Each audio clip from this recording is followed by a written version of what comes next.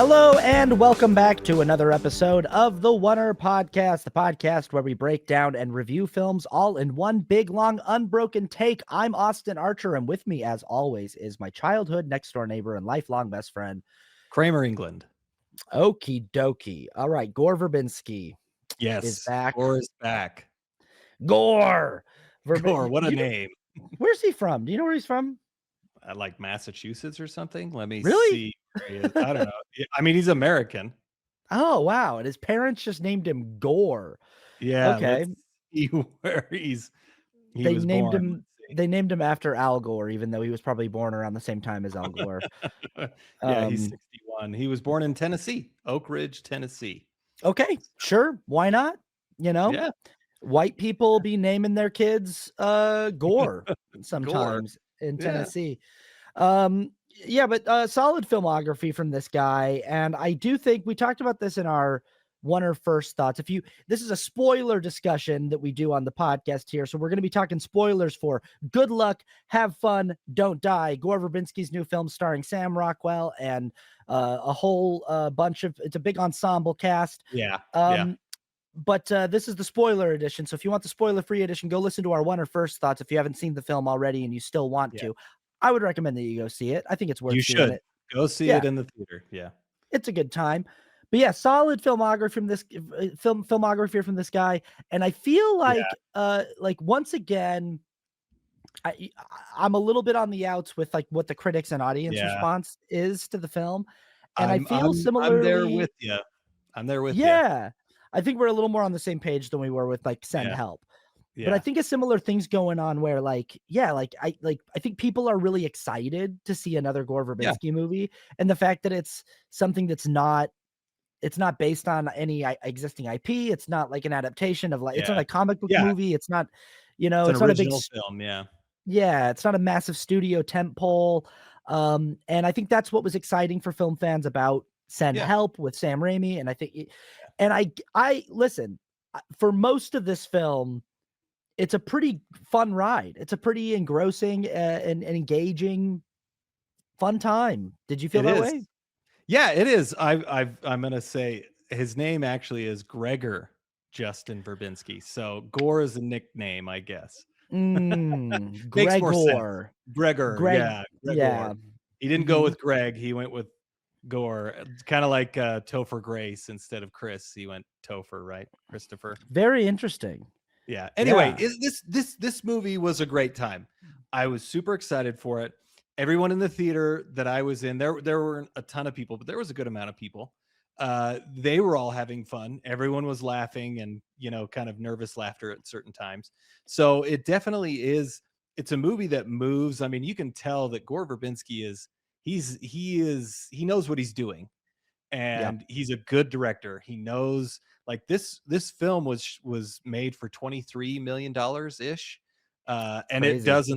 it doesn't look like that. I mean, it looks great.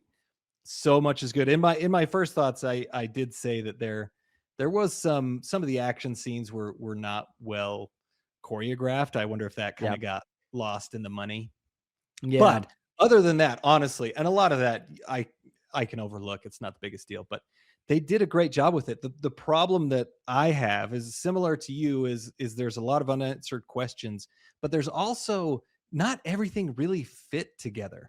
I kept wondering, why are these stories intersecting, and what's the point to all of them combined? Because each one individually is very interesting. Yeah. But when you bring them all together, I was very dissatisfied because there was no real resolution to all of it. Like, yeah, I mean but those are some of the bigger questions is like, there are like these different strands, these different characters that almost feel like they're from different movies.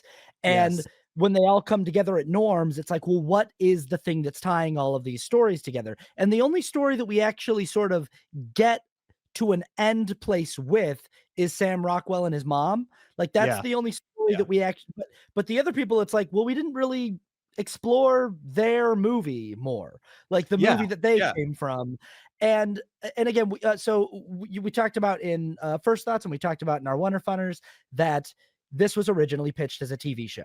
Yes. And I think that the answer to like, oh, why are these all not meshing together is because, well, over the course of, if this was a 10-part limited series, say, I Yeah. think you would have more time to give each one of these characters that's part of the party that is formed at Norm's Diner, to give each one of them their own episode of, like, backstory Yeah. where it's like, this Yeah. is sort of the world that they're coming from. This is what's going on in their life.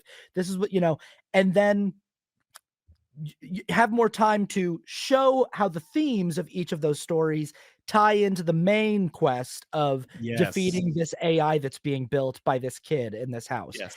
Yeah. But we just lose most of it in this movie. Like, by the time we're in that house in the 3rd act and we're Yeah. confronting this kid, which, like, I really like the set piece. Like, it's visually Oh, very yeah. interesting. Yeah.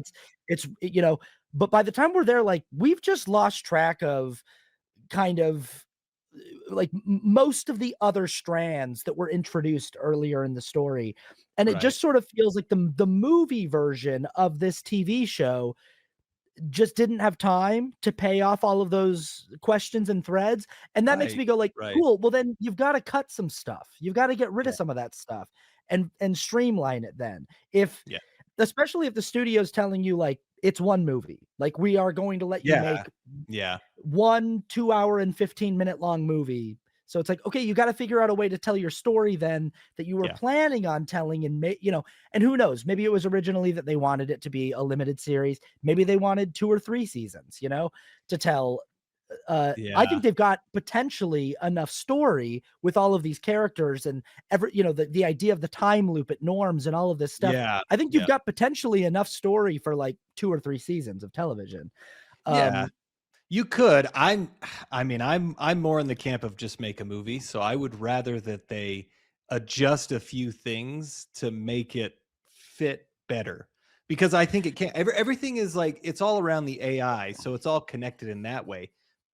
But it's also not as connected as you would think it is. Like the whole school shooting piece with Juno Temple, mhm. which I thought was, I mean, I don't know if I feel as comfortable laughing about all of that, but It's one of the funnier sections of the film. it is, yeah, and it's a Like, when she total go satire. Like he's yeah. definitely making a statement, which I Mhm. thought was actually, it was a very again, that's a very interesting idea, but it's almost, that is like, okay, this is a very interesting idea, and like they're using AI to bring her son back, but like the story doesn't really pan out. She's like, and the way that she gives it up just doesn't really make sense. Like I got what anyway, lot of questions on these that just really are Yeah. hard to it could have been a TV show, but you could have done a better job at integrating it into the movie, into the ending. Well, and that's the thing. We talk on this show all the time about, like, try to critique a movie for what it is, not what you Yes. wish it had been. And again, it's like, Right. okay, cool. If this was originally conceived as a TV show, that's fine. It's just the version that wound up getting made and funded was this movie version. And Mhm. I think it is fair to say you guys left too many elements of the TV version in the movie, and you Yeah. needed to figure out how to carve that down into something that can live in a 3-act, 2-hour-long movie. Yes. And what we have here is we have a lot of strands of a TV show that are Mhm. introduced, and almost none of them pay off. So I'm gonna and this is why I'm like, I'm confused at the response from critics and audiences, because I get that people were enjoying watching the film for the Mhm. majority of the runtime. So was I. Yeah. I Yeah. just to me, and I think you and I feel similarly about this, that, like, it's really important that your story has a satisfying ending, has Yeah. an ending Yeah. that leaves you feeling like they did their job. And this ending made me feel like they totally copped out of doing their job. Like, Yeah. Yeah. they just totally were like, the end, sorry guys, bye. And it felt very similar to the feeling of, like, Stranger Things season 5, where the Duffer Brothers were like, Right. "We just man, we ran out of time and we kind of forgot Yeah. to write the script for the final episode, and Yeah. just it's over now and everyone's happy and it's fun," Yeah. and it just feels like you guys said that you were going to answer all of these questions and then you didn't. Mhm. And it's not that I need every single question answered. It's this movie asks some very specific Mhm. questions I Yeah. actually wrote down several of the Yes. questions Let's that go through these. Yeah. yeah. So this movie has a great opening sequence, and we talked about Yeah. this right off the bat. You can feel Gore Verbinski's specificity with Mhm. the work with his cinematographer and the edit, and this sequence at Norms, the inserts, Yeah. the kind of the musicality of the edit, the rhythmic nature of it, the Mhm. shot of the hand pulling away from the other hand, and the you know Yeah, and it going to what, 10:10, right? yeah, The uh-huh. clock showing that, which yeah, that was The yeah, that clock that's the spoon and the fork and all the little right, details and the right, yep. production design. Mhm. And Sam Rockwell walks into this diner, Norms, and immediately we get it's an interesting concept to be with a character who's going through a time loop, but to Yeah. not actually live through the loop with them. In Yes. virtually every other time loop film, we get to go through, at Yes. least 5 to 10 different times with the main character. Right. But we're just it being introduced to a guy who's on his 117th loop, and it's like it happens to be like the loop, like the Yeah. one where he's going to get the team right. But here are some of the first questions of this intro, because this is something that Sam Rockwell's character is very specific about when he's he's making his case to you know, the restaurant. There's a lot of humor in here too. Like Yeah, yeah. the guy that wants to join and he's like, not you. Yeah, He's like, put your whatever, hand down. put your hand down. He's like, I'm not picking you. He's like, you Yeah. always volunteer and you suck. Yeah. That was you know, super funny. Yeah. yeah. It's like this movie's got a lot of like really good humor and stuff. But Yeah. one of the big things that he introduces is he's like, all I know is I have to form a team. It has to be Norm's Diner Yeah. at this time, and it's got to be some combination of people of the people in this room. Yes. And those elements, those are big questions. Why Norms? Mhm. Why these people? Yeah. And what is like why this combo? What Yes. is it so those are like immediately the movie is like it's something about this place, this time, and these people. And Yes. it's about figuring out the right combination to save the world. And honestly, with all three of those questions, by the end of the film, I'm just like, I don't it seems like you could have gotten a similar result with any other like you could have had like at least maybe like 15 other combinations of people Yes. from that room, and as long as you take your mom with you and you take Juno Temple, you're probably going to like do Yeah. better than you did on the past Which loops. why you're absolutely right. Yeah. Which it really does not explain why it needs to be that, which is it is pretty frustrating. But also, why was Juno Temple never picked before? And That 117 times, and I have an answer in my head, but it's like but they never explain it because we know why which his is mom really wasn't frustrating. picked. We know why his mom wasn't picked. Yes, I get that. Yeah. And that's one of the like one of the few questions that is Yes. resolved by the end of the film, because it's like we know early on that he's like, I don't like you, girl in the dress, like you Yeah. princess, you give me a weird vibe. Yeah. And what we find out is that he can't risk her because she's pregnant with him. And Yes. he's the only member of the team who's not expendable. Yeah. And like he has to stay alive so he can keep going through the loops. And that's a good like that Yes. question gets answered. Yeah. But it is like for the life of me, I'm like, how could it possibly be if Juno Temple is if everyone is Yeah. playing out the loop the same way every time? Yeah. How could it in fact, it seems like in this movie, it seems like it's the first time he's ever seen Juno Temple. Like Yes. this seems like the first time she's ever even been there. Yes. And Yeah. that's so my theory, which I imagine they left this up to everybody, and it's fine, but it also is really weird that they don't even address it more because it seems like every time he goes back in time, he's creating another reality, right? He's Mhm. creating a different universe with all these people in it. And the AI has figured that out. And now, for some reason, in this universe, on this night, that's how he got Juno Temple there, the AI, right? So she hasn't been there the other 117 times, but there's not enough there to even imply that as a possibility, right? Because The I just kept thinking, why was she not in? Why didn't she try 117 times? right. So anyway, Well, and the questions are asked. Like yeah, the only thing that's there for us to imply that there is that he's looking at her going, "Who are you? I don't know you." yes, This is the yes, first, and then how did you know that there was this staircase underneath the how do yeah, you know this stuff? These questions are asked, but these are big questions to say, yeah, why is she here now for the first time? Why does she know this stuff? And we do get sort of an answer as to why she knows the things she knows, but this is another big question. yeah. So we do this thing in this movie where kind of like Weapons style, the movie Weapons, Right. we go back and we see what happened with some of the members of the party. Yeah. The plot, just in case you're like watching our show before watching the movie, is he goes into this diner. He's got to find a group of people to save the future. They're a party that's going to walk from Norm's diner across town to this house where a little boy is giving birth to an AI. He's creating an AI, and at Right. 9 p.m. or something, Yeah. he's sometime Yeah. he's going to create this AI, and Sam Rockwell's got to put together the perfect combination of people from Norm's diner to get across town to stop this kid from Yeah. creating this AI.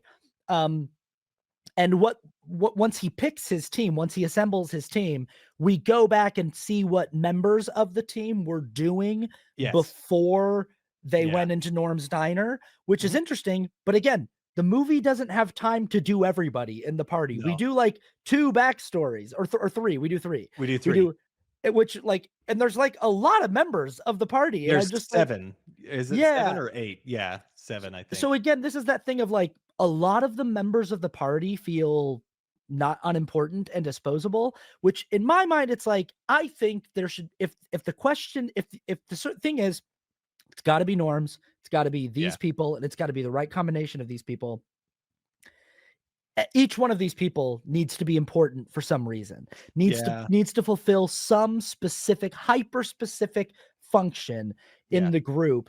And in the TV version, you could do an episode for each one of them, and you Right. could show how each one of their, but in the movie, it's just sort of like more than half of them just get wiped out as like, that guy's a wash. That Yeah. guy's a, like that guy didn't, but it's like that. I just like, then it just makes this night that we're watching the movie kind of unremarkable because I, I don't know. Yeah. I just think Yeah. it's stronger but whatever. The movie as it's presented is like there's Yeah, it might have yeah, actually been, and this might be a horrible idea, but, like, if there were certain markers that Sam Rockwell is looking for to be like, "Oh, we're on the right track," like, right. "Oh, Bob died," which I guess there kind of is there because they keep getting further and further. Um, but yeah. Yeah, it's the yeah, you're right. But I mean, as it's presented, it's like, okay, sure. So some of these people they're just gonna die no matter what, and there's always Yeah. gonna be some casualties, there's always gonna be some sacrifices. The big players are Juno Temple. She's Yeah. massive because she's Mhm. bringing information that was not heretofore known in any of the Yes. previous loops. Yep. His mom, who he never trusted to be part of the group until this time, Yep. because he couldn't risk it. Yep. And Michael Pena and Zazie Beetz. Zazie Beetz, Mhm. um, who their big function is that they like take on the kids at the end, I guess. Yeah, and And that was my and big problem, yeah, and it's because kind of weak. Like it's it's kind of very like weak. it's like okay, sure. But those are the three people who like we get to look back at what they did beforehand. Yeah, the 4 The people, yeah. I'd say yeah, the four people, but like the three storylines The because 3 story yeah, yeah, yeah. Michael Pena and Zazie Beetz are There's one, one storyline, yeah, you're right. but Juno Temple, the answer to how she knows all this stuff Yeah, is she's in her storyline, her son is killed in a school shooting. yeah, And they sort of talk in a satirical way about how these school shootings are happening like basically every day, yeah, which is how it feels when you live in America. It's not right. the actual reality, but it sure is like it's not far off. Um, Yeah, but they live in a world that has become almost entirely desensitized to it, where like people don't even yeah, feel it anymore. yeah. and there's a company that will clone your kids for you. So there are people who are on like their 4th or 5th clone of their kid because their Yeah. kid keeps dying in school Yeah. shootings, which like the way the movie plays this, like like my audience was laughing, and Yes, mine when was too. when she's at this party where those parents are just like, we've just started having fun with it. We just Yeah. started like custom designing our kid just to We mess made her with. like super tall, Yeah, yeah, like yeah. like, oh You my know, gosh, this is so I felt yeah. That's the point. That's the point. yeah. The And Juno Temple's character is the one who's sort of like, what is like yeah. she actually mourns the loss of her son, Yeah. but everybody else is kind of like, oh, just go get a new one. Like go down to Yeah. the clone shop and get a new Yeah. one. Yeah. But there are so many questions. Okay, so anyway, I first of all I want to talk about like the linear Yeah. Yeah. storyline of her character. So her son dies, she goes and clones him. The clone that she gets is Super weird. it's yeah, it's just like not it looks like him, but it's like he's doing ad reads and it just Yeah. he's not acting right. But then this guy approaches her and is like, we can recreate your son much more close, but you can't see him. Like Yeah, you can it's just hear him. you can just hear him, but like we can make an AI that's like almost exactly like your son, and it's going to be a lot closer of an Mhm. experience for you. So she makes one of those, and that AI of her son starts telling her what to do and guiding her step by step. And that AI is the thing that guides her to norms and Yes. tells her how to. But like, so that's her function in the party, and Yeah. that's why she knows the information she knows, and that's her. But there's a whole world of questions here with her character. First of all, I just want to know more about like the cloning company. Like, who are they? Are they Right. connected to Right. the AI that Rockwell is fighting, that this kid is Yeah. making? Are Yeah. like, is that this is the thing you were talking about of like, it feels like that's from a different movie, this cloning Yes. company. And Yes. then there's like competing cloning companies that are making an AI version of her son. And it's like, who's the guy that approaches her and is like, I can make a more accurate version of your son? It's like, Right. who's that guy? Yeah. And then why does the AI of her son that's in her ear know all the stuff it knows? And why is it helping her to help Sam? Like, like all of these questions of Yeah. like, why is the AI son trying to get her to Sam Rockwell to help to shut down the AI that the kid is building? None of these are No. even or they don't even attempt to resolve any of this or answer any of this. Right. Yeah. And it's also like the thing that bothered me the most about all that is, I mean, I am assuming that the AI that is her son's voice is basically, another system of control. It is from the AI. It is using but Sam Rockwell trusts it almost immediately. That's Yeah. what had me so frustrated is that like he's got a USB stick that he has to put into the AI so that it doesn't ruin their world. It's like a safeguard for the AI. And he's just like they get into the room and he's like, I can't find the port. Like I don't know what port this is. I don't even know what this is. And then she's like, well, my son said you can put it in here and he'll just plug it into him and he'll figure it out. And he like barely resists. And I'm kind of like, wouldn't you realize like Sam Rockwell would be the most skeptical person of all of them to be like, no, I'm not going to trust that thing. Like we have no idea, but he just kind of gives into it. And it's like, That's the thing. It just feels like the movie is just like, we're out of time. Sorry, guys, we're out of time. yeah, Like, yeah, it just feels like there's all this interest because all of these questions are interesting. Like, these are yeah, all yeah, absolutely. it's very fascinating to like this weird satirical world where they're just like, oh, your kid died in a school shooting. That's fine. We'll just clone your Yeah, kid. And then the right. kid comes out and like there's funny stuff with the kid and him being like, I have to go play sports now, and him just like Yeah. pantomiming playing back. Like Yeah. it's Swish.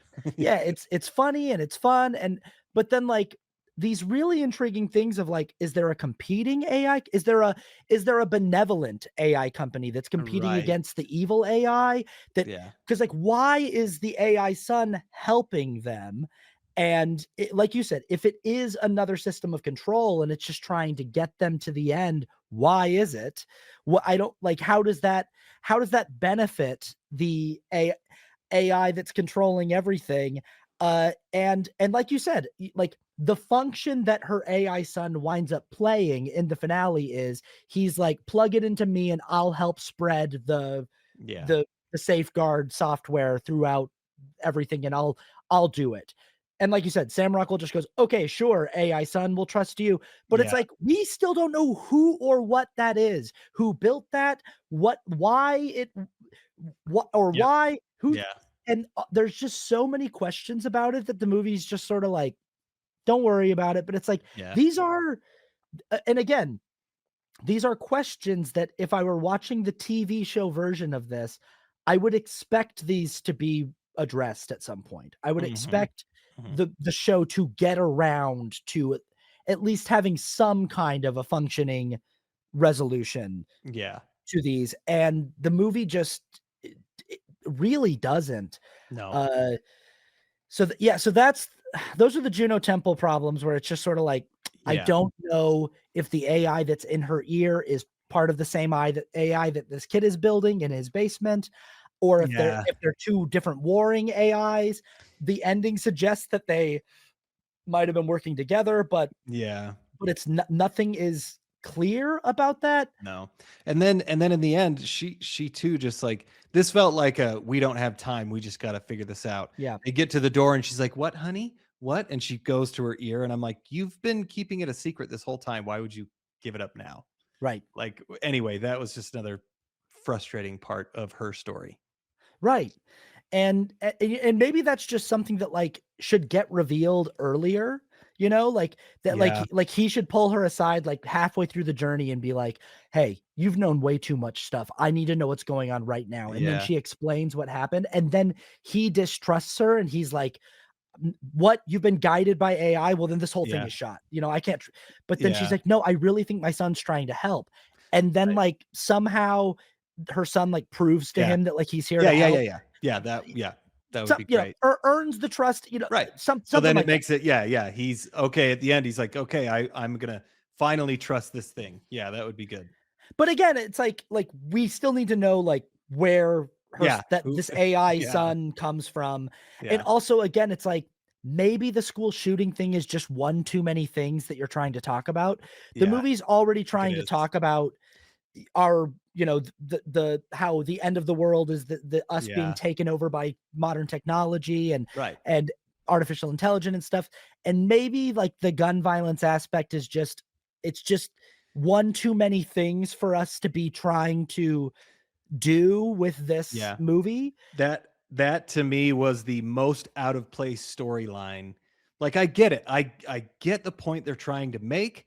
I think it was a very interesting way to do it, but that is very flimsy when it comes to the AI compared to the other stories, and it's just I kind of feel like you could probably leave it out and you would have had a stronger connection or something, but it feels very out of place.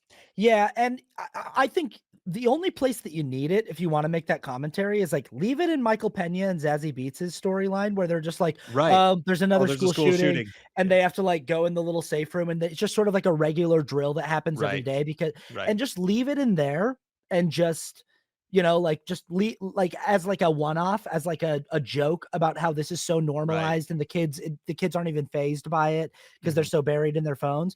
And you can make the commentary, but it doesn't have to be a whole storyline Right. that winds up not paying off and making the movie feel Yeah. unfinished and Yeah. underbaked.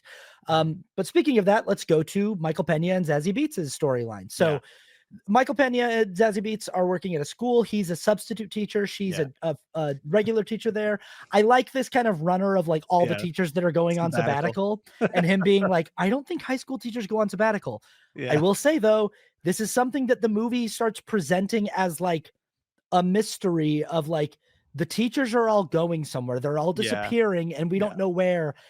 And they don't ever really, they sort of hint that the kids are killing the teachers or Yeah. something.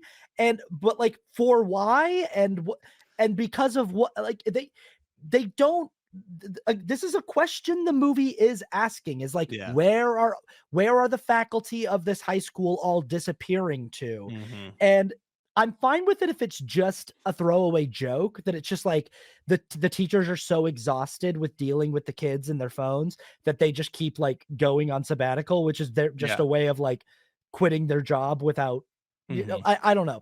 Like I like the joke of like high school teacher, but like the movie is actually asking the question of like where are all the faculty disappearing to? Yeah. Yeah. And the answer seems to be like, I guess the zombie kids are killing them, but it's like, but why? Yeah, But why? What yeah. what what did these teachers do? Like, if they like, I understand Michael Pena a little bit because he's like trying to get them off their phones. But then the only thing he does is touch the phone, which makes me think like, why did that set them off? Like, what is it? So it's not the motivation behind the AI is very, very weak.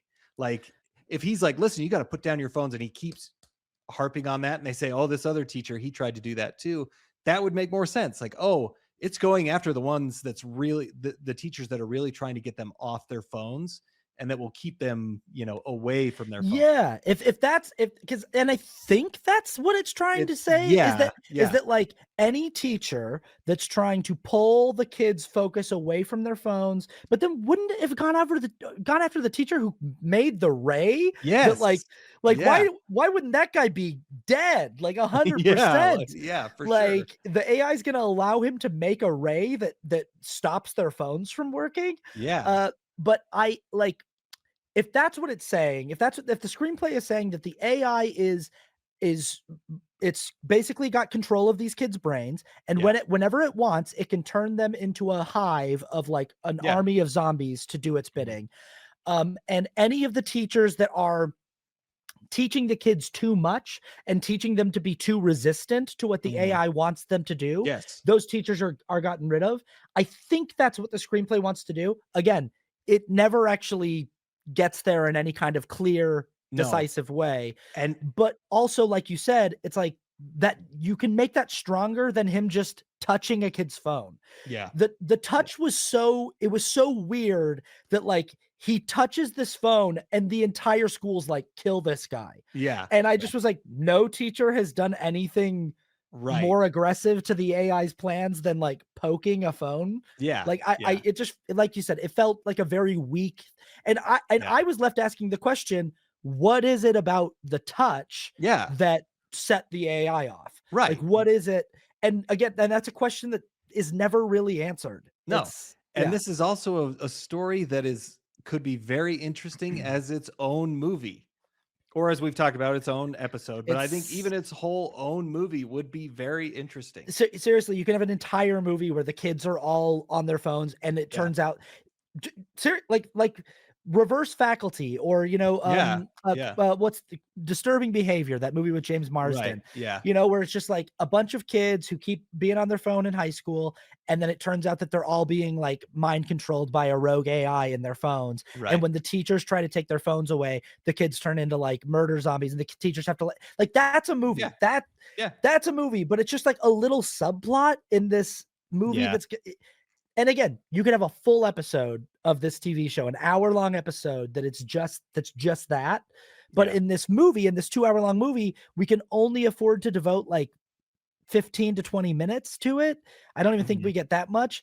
And it just feels like there's so much like there's a part of this storyline where all of the zombie kids are coming after Zazie Beetz and Michael Pena, Mhm. and they have them cornered in an upstairs classroom where like they've like run upstairs, and then the kids break the door down, and they're coming from both directions. The kids are coming through one side and the other side, and they have them pinned in this classroom, and the next shot is just Michael Pena and Zazie Beetz running out the front door of the school. And I That was like, made but no sense to me. I was like, it "What happened?"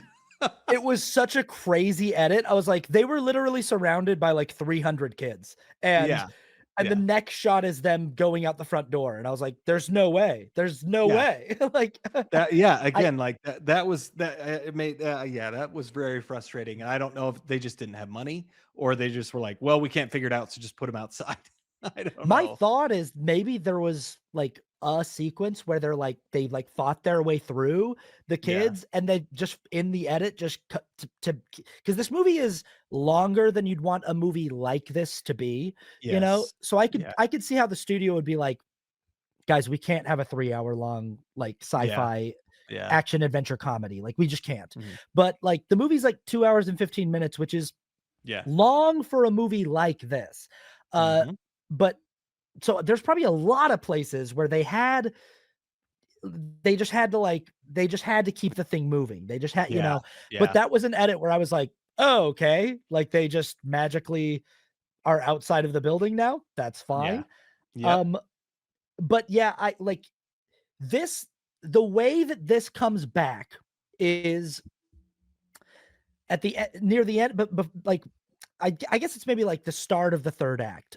Yeah, pretty much. Yeah. The party gets the furthest they've ever gotten. And they go in, which also here's another question I have. This is and like, so they go and hole up in this house that's like across the street from the house where the kid lives. And Sam Rockwell tells them, he's like, I've never actually made it. This is the farthest I've ever made it. It's to this house. And he's like, because every time we leave this house and try to go over there, something comes and kills everybody. Something, you know what? He's like, whether it's, you know, like a biker gang, or it's you know, it's like a lightning storm, like a tornado, a tsunami, like you know. But what it is this time is all of the teenagers from Michael Pena and Zazie Beetz' storyline show up in like a giant zombie horde, and they start breaking into the house to, you know, and that. But here's that's not even the thing. Exactly. But here's the other thing is there is so much time between when they show up at the house that's across the street and when the thing that shows up to stop them, like he's like something's going to come and try to stop us. So let's barricade all the doors and let's get ready and let's put on, you know, football helmets and football pads and stuff. And I just kept thinking like, or just like, if it's not here yet, just go across the street now. Like if the thing is on its way, but it's not here yet, then just go now. Like, it was so weird that the movie was like, we now have to wait for the thing that is coming to stop us to arrive. And I get if he's saying like, it doesn't matter when we leave, like it doesn't, like the second we step outside, whatever is coming is going to appear. But that's how these kids are reincorporated back into the plot of the film, is they show up at the end as like part of the big calamity that's meant to impede them from reaching the final level of the video game. Which, but then like, so they go through the house and they, you know, they go out the roof and they jump down, and then Zazie Beetz and Michael Pena are just like, well, they only want us, and so we'll run away. And I was like, if they only want you, then they're not a part of this thing that always shows up. And so all the kids follow them, and it just didn't. And then the thing does show up. The actual thing. So I was like, okay, so they weren't the thing. The teenagers weren't the thing. This centaur kitten thing is whatever it was. So, okay. So I want to come back to Centaur Kitten thing. I want to come back to it because, so that was the Zazie Beetz and Michael Pena storyline where, their whole thing is zombie kids who are being mind controlled by the AI through their phones. But we don't really learn like why the AI is doing that or what we don't really get a solid answer to the teachers on sabbatical thing, whatever. But that's how they fold back into the plot. There's one other person we go back and watch, and that is the girl in the princess outfit, who turns out to be Sam Rockwell's mom, who is currently pregnant with him as a baby. Which is like, you know, it's one of the more complete storylines in the film. And it feels the most connected to the story. This one was good. So her backstory is her whole life she's had like an allergy to technology and Wi-Fi, and she gets nosebleeds when people are on their phone around her. And again, we're leaning into the social commentary about like there's like one person who's like there's one person left in the world who's not who can't be under the spell of the AI and the technology because she's literally allergic to it.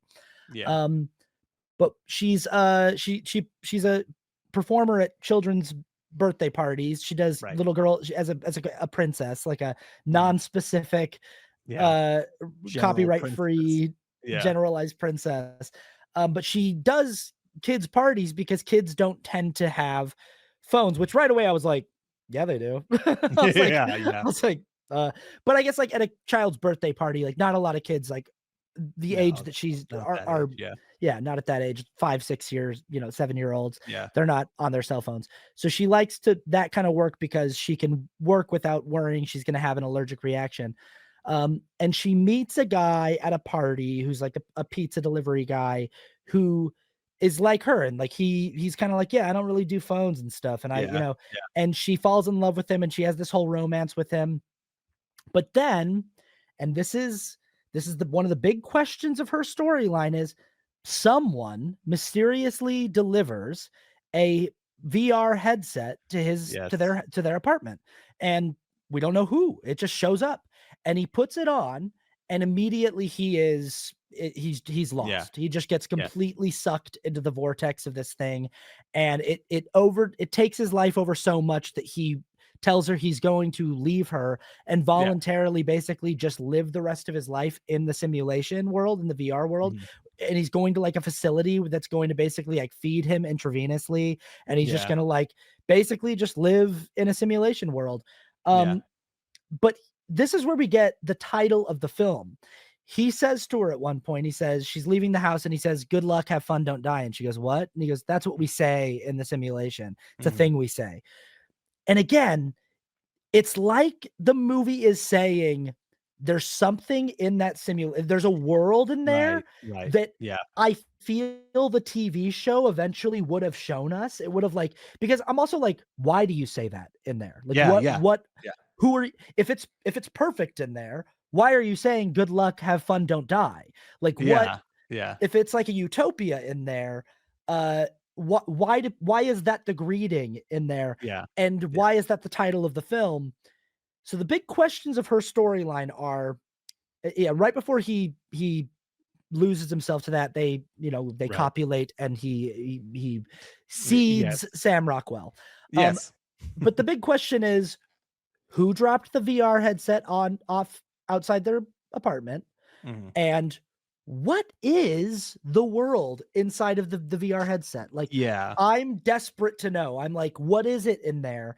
And why is the greeting in there? Good luck, have fun, don't die. And we don't get an answer to this. No. I feel like it should have something to do with like how the future is shaped. And we get a glimpse of this when we flash forward to what Sam Rockwell's life was like as a Yeah. child, Yeah. that there's like people on the street with these headsets on, just like, almost like Yeah. Yeah. heroin junkies. But I feel like the reason why those questions are important is because, and now it, I'd like to get back to Kitty Centaur. Yes. Yeah. Yeah. After the horde of teenage zombies chases Michael Pena and Zazie Beetz Right. away, there is a giant half horse, half like uh, freakish amalgamation of like kitten heads Yes. that is so clearly emulating the kind of creatures that AI comes up with. If you've Yes. ever seen like AI Yeah. horror on Mhm. Instagram Reels and stuff, it's so clearly like the kind of nightmare creation that an AI would come up with. Yeah. And also, it's not a thing that could possibly exist in actual reality. Right. So, what this seems to definitively suggest is that the world we're watching, the world where Norm's Diner exists and where Sam Rockwell keeps time traveling back there to do this party to this kid's house, is not the real world. It's just part of a simulation. Right.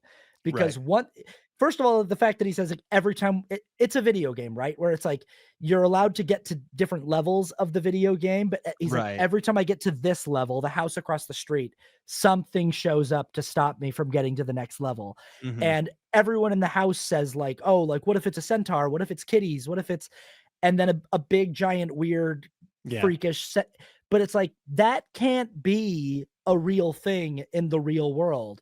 That can only exist in the world that the AI is actively rendering Right. for them, which means their entire reality is a simulation, which means that like whatever the simulation is inside of the headset is a simulation inside of a simulation. And the real like cure to beating the AI is not to give everyone the allergy that Sam Rockwell's mom has, but Mhm. to like figure out how to, because Sam Rockwell doesn't even seem to know that he's inside of a simulation inside of a, like, Right, right. Yeah. and that's like one of the biggest questions of the film is like, by the end of the film, it seems that the movie is suggesting this entire movie did not actually take place in the quote unquote real world. Right. But unlike The Matrix or any other film where this is a thing, we never actually get to a place where the characters seem to understand that. Or Yes. yeah. Right. And the whose simulation would this be? And it would most likely it would be Sam Rockwell's, because the AI gives you what you want. And apparently that seems to be what he would want, right? Mhm. Unless it's his mom.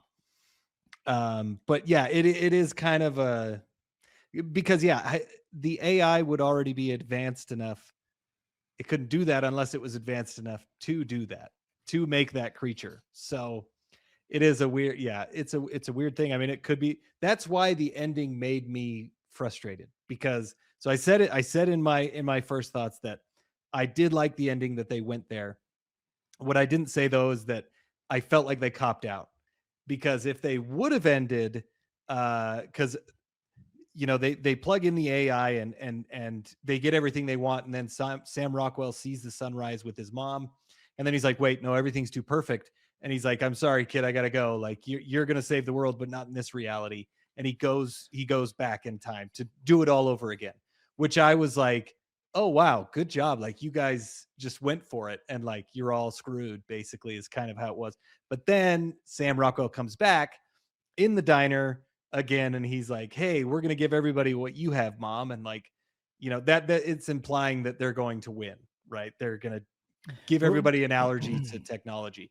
But if they would have ended it, either if Sam Rockwell dies and it's just like, crap, where the AI has won, or if we realize that this is all a simulation in Sam Rockwell's head, like if he comes back into the diner at the end, and he's like, we're going to give everybody what you have.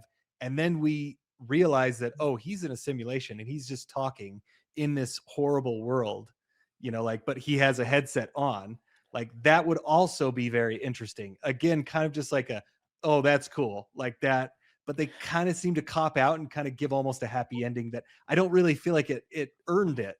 yeah, because that's another thing that's another question that I had on my list of questions is like, in Sam Rockwell's continuity that we don't actually get to see, that most of it is happening. Like, we don't actually we do a flash forward of like seeing his childhood with his mom, but we Yeah. don't see what happens when he grows up. Like, is he working with a team of like, is he working with some kind of human resistance? Is he Yes. work like how does the time travel work? Who Mhm. developed it? I like in my mind, it's sort of similar to like 12 Monkeys. Like, that's what Yeah, I'm totally. seeing. And I've seen that all over too. Yeah, for Yeah, sure. if yeah, feels like a very like grimy underground operation, or the Matrix, where like the human resistance is like existing in the shadows, in the sewers, in the and but I'm like, I want to know about this. Like, how does the time travel work?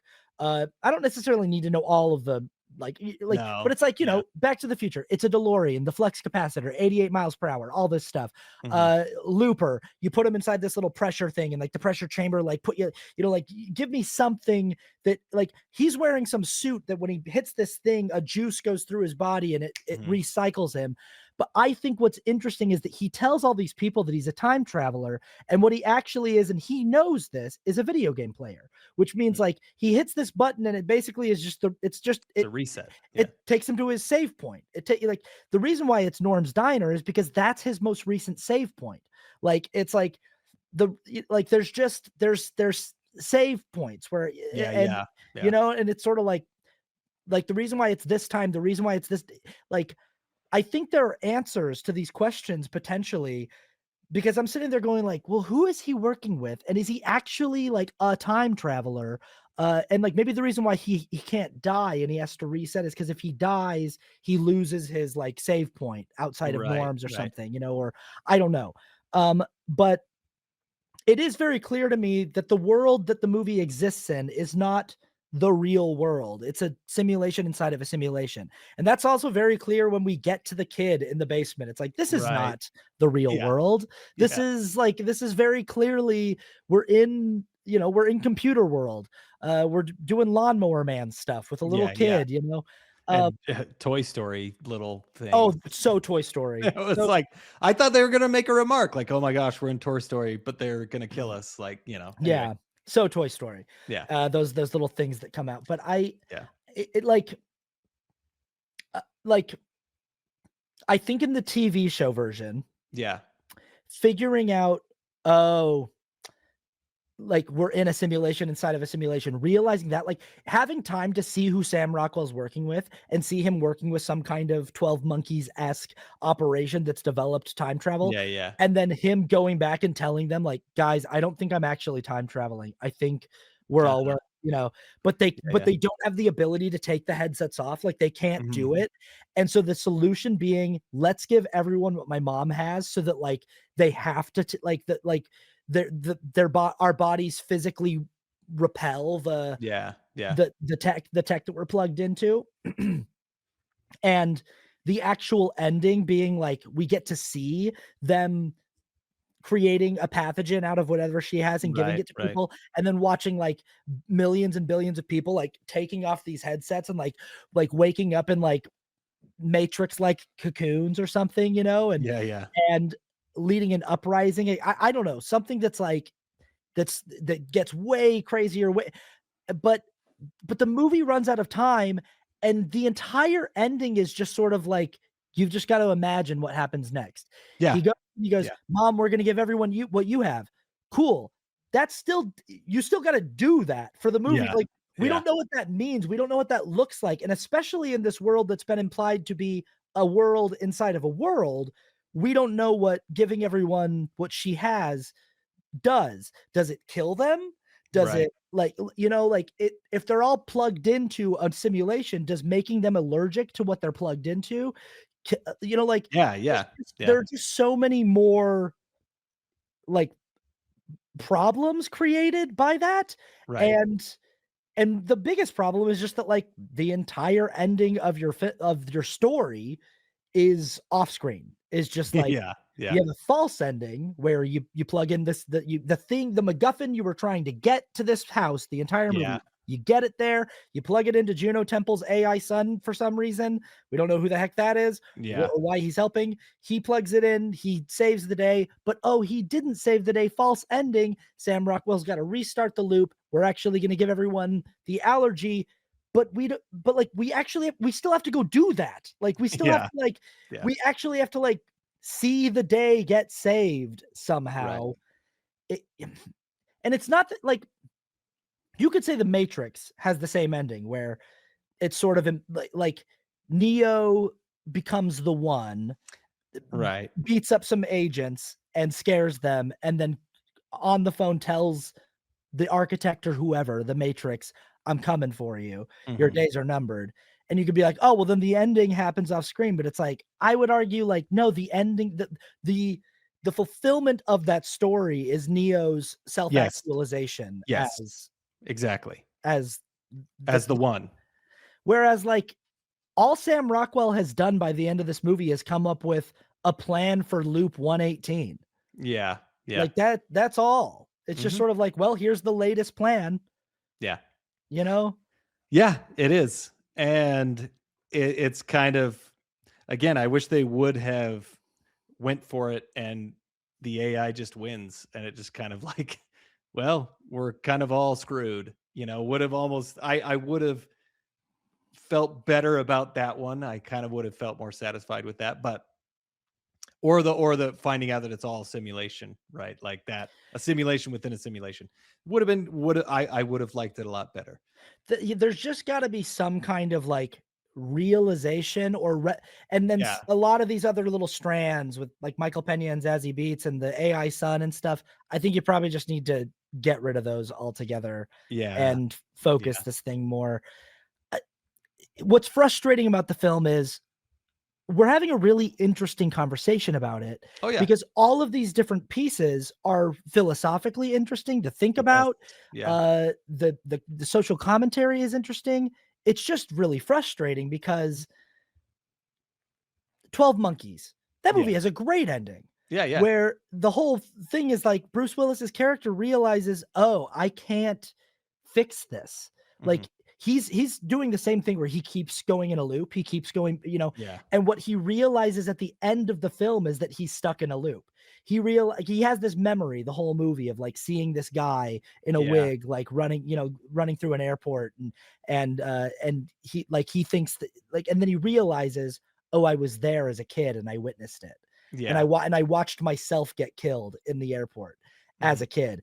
And he's just living that loop over and over again. And that's the realization. And it's a dark ending Right. to the movie, but Yes. at least there's like something there that Mhm. his like I was still like because another big question is like, who's this kid? Yeah. Who's the Yeah. kid? Who And is the like, kid? is he real? Is it like Yeah. you know? Yeah. Uh yeah, I there's who is the AI? Why Yeah. why Yeah. is the AI? What I Right. just feel like there are so many questions in this film that the TV show they likely had plans for how they wanted to answer some of this stuff, and the movie answers almost none of them. And that's a big Yeah. problem. Yeah. Yeah. But We're left with a lot of questions, but yeah, I mean, we're talking about it a lot. There's still a lot of entertaining stuff, a lot of funny things, but should we get into our scores? let's get into our scores. We give a score for technical rating on this show, a score for the ending, a score for rewatchability, a score for cultural significance and relevance, and a score for our subjective feelings on the film. Out of 10, 10 being the best. So, Kramer, what is your technical rating? My technical rating is a 6. The main reasons I'm taking off points is because a lot of these stories, as we just said, don't really fit together all that nicely. They're all very interesting individually, but when you put them together, it's hard and then a very unsatisfying ending. But the acting is all very good. The direction is great. The cinematography, the production design, a lot of really good stuff there. So I think it still deserves a little bit higher score. Yeah, my technical rating is a 6.5. I'm giving it like it's my highest score Mhm. cuz like I say like like most of the movie was I was engaged, I was locked in, I think the movie looks good. I think everyone's doing a good job on the acting front. Lots of interesting questions.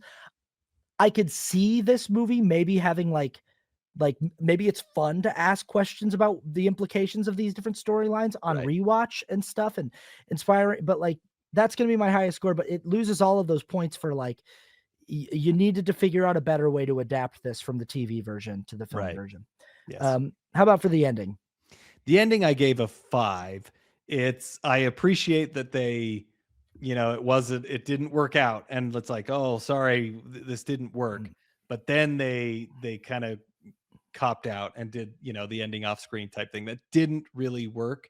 And also the fact that not everything wrapped up as well as I thought it could have.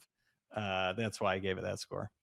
I gave the ending a 3 because with the amount, I mean, like we talked about it in this episode, with the amount of interesting questions this movie was posing in its first 2 Yeah. acts, I was really excited to Mhm. see how the film was going to tie all of these threads together from these different backstories and answer all of these different questions in a way that like served the plot and the theme. And it wasn't just that like the answers the movie gave were unsatisfying, it's that the movie just didn't bother to answer them at all. Yeah. And so to me, it's like this is a situation where like the ending of this film is really dragging down the entire experience for me because Right. it's so unfulfilling and so unsatisfying to go on a journey like that that's asking all of these really interesting questions and then just leave it like, oh, you just totally Right. like robbed me of of any kind of satisfaction. Rewatchability. Rewatchability, I gave a 6. I mean, there's a lot of funny stuff in here, and it is done well. I think it would be fine to watch it. It might get more frustrating with all these things that we talked about, but you know, it was done well, and there are funny things in there that I would be fine rewatching it.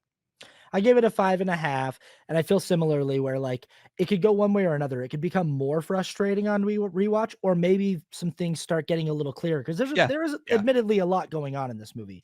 And my optimistic side gives it that 0.5 over 5 instead of being right in the middle of going like, I hope on rewatch I can maybe even set some of that stuff aside and go, you know what, messiness aside, there's a lot going on here to really enjoy.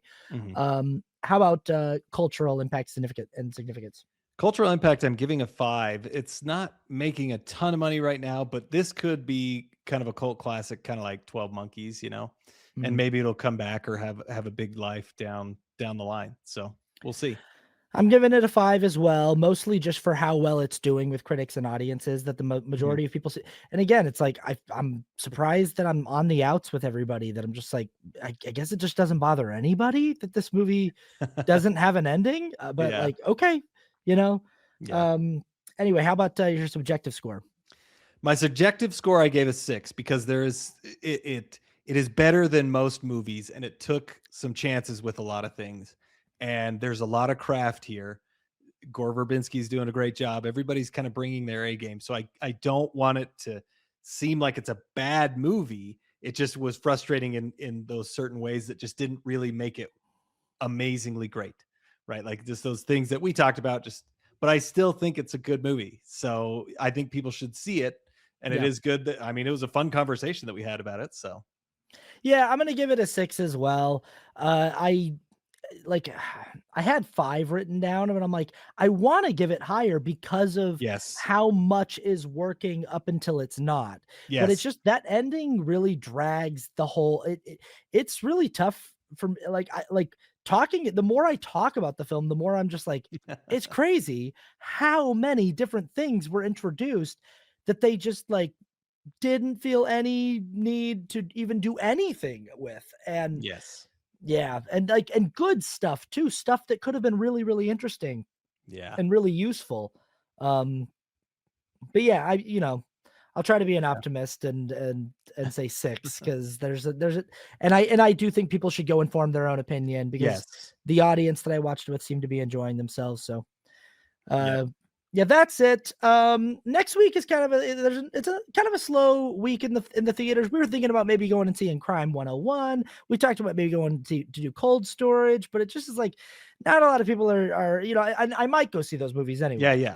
But we're going to continue watching the Lord of the Rings trilogy. So next week we're going to watch The Two Towers, just the theatrical cut. You can watch the extended edition if that's how you roll, if that's your bag. We're going to be watching that next week if you want to watch along with us and continue our watch along of that classic trilogy. And then we'll be back at the theaters after that with Scream 7. But next week is The Two Towers. So if you'd like to watch along with the show, that's what it is. Like, share, comment, subscribe, all of that stuff. And we'll see you next time. Bye-bye.